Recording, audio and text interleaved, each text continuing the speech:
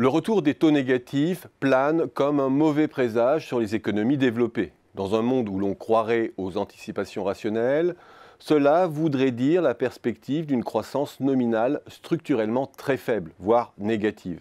Autrement dit, la persistance de pressions déflationnistes et du syndrome de la stagnation séculaire.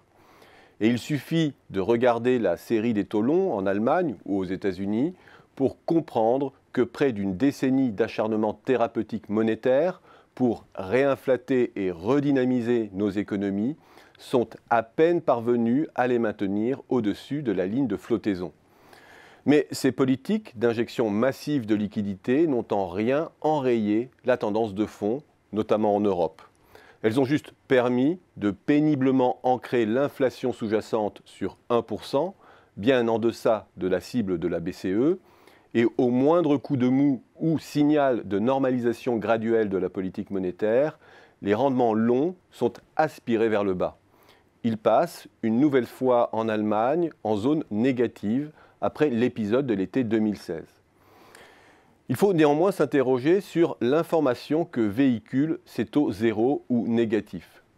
Ils témoignent d'abord d'une chose simple, la croyance des marchés dans la persistance de politiques monétaires ultra-accommodantes. Mais il faut aussi se demander pourquoi ce régime d'argent gratuit ne parvient-il pas à terme à corriger le déséquilibre supposé entre le trop-plein d'épargne et le trop-peu d'investissement.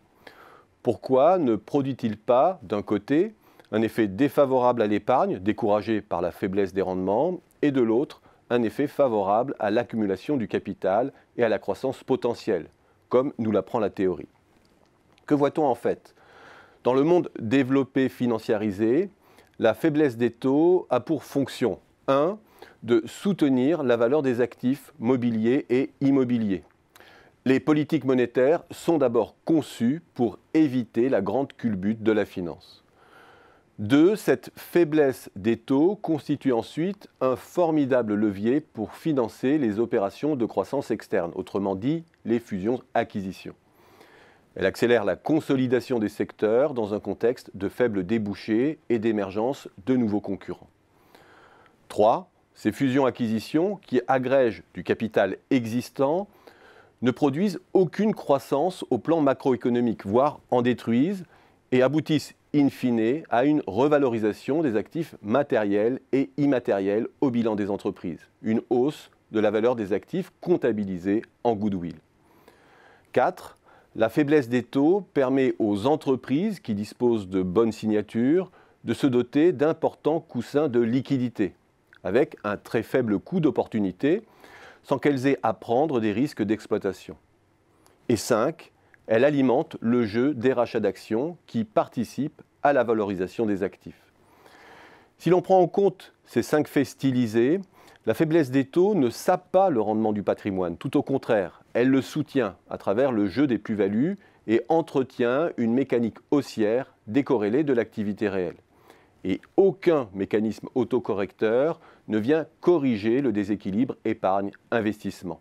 D'un côté, les épargnants les plus fortunés, ceux qui disposent d'une surface suffisante pour s'exposer aux risques mobiliers ou immobiliers, y trouvent leur compte.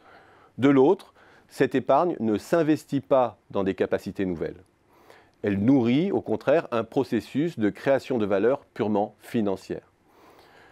Du côté de la Chine, la faiblesse des taux constitue en revanche une formidable opportunité pour créer des capacités et une montée en gamme en accéléré. L'État, grand orchestrateur du rattrapage, voire du dépassement, transforme l'épargne de l'Ouest en croissance réelle. Et cette irruption à tous les niveaux de gamme pèse négativement sur l'inflation.